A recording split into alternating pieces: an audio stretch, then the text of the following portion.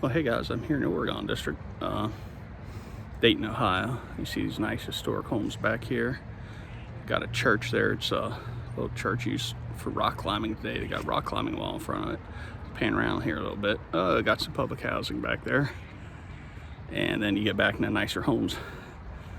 Now in the 60s, late 70s, or early 70s, the plan was to demolish all these homes, put public housing in like you have over there. Now in hindsight, that would have been a mistake because this is a very nice real estate back here, premier entertainment district for the region.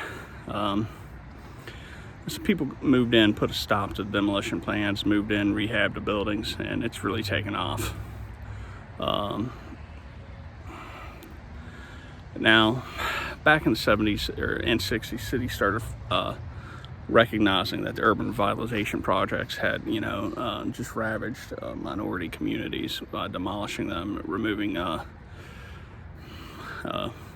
poor citizens' home ownership, putting them into government-owned housing, and it just destroyed the cultural and historic heritage of a lot of cities. One of the tools that was put in place was landmark commissions to slow down, prevent, or at least discuss demolition of key historic buildings and districts.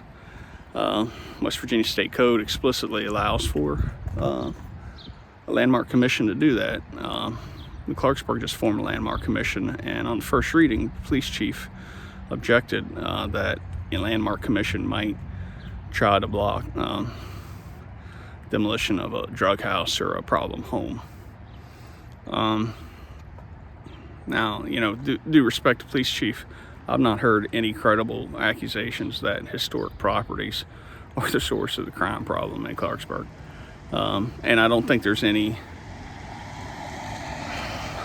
motivation on the part of the people behind pushing for a landmarks commission to designate the whole town as a landmark district and do a backdoor way to stop demolition. That wasn't part of the plan. Now there has been a key instance recently. The previous administration wanted to demolish Maxwell Duncan House, formerly owned by Martin Schaefer.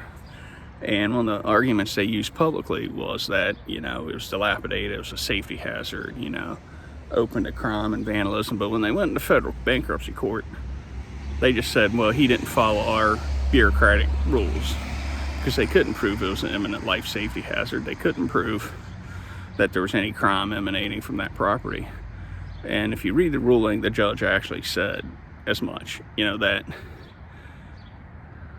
this property is more valuable with an 1870s mansion sitting on it than it is with a grass lot sitting on it. So all those, potential arguments are just swept aside. And it really comes down to a matter of, do I defraud the creditors of the money they've sunk into this house, or do I demolish a historic mansion? It was an easy choice to make.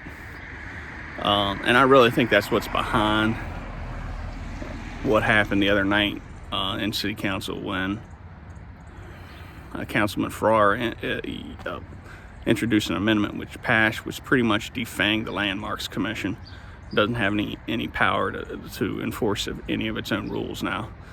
There are cases where in big cities where landmarks commissions get out of control and enforce, we don't like that window, or those iron bars aren't historic enough.